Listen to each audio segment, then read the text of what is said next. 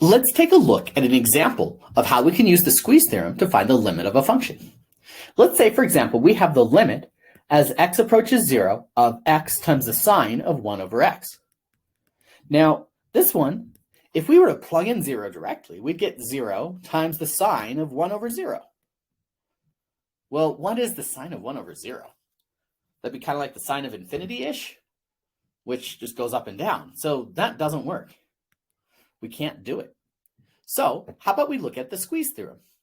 If we can figure out what x times the sine of 1 over x is between, we can just take the limit of all three sides and say, well, we're good. So here, what is sine?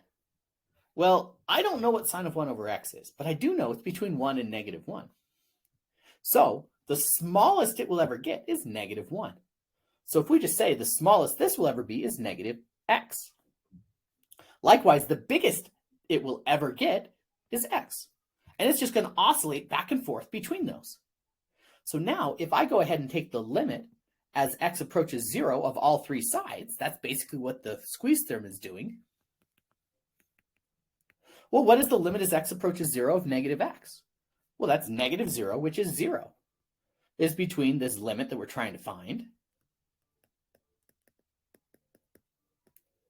And what is the limit as x approaches 0 of just simply x? Well, that's 0. So I know my limit has to be between 0 and 0. Well, there's only one number between those, and that's 0.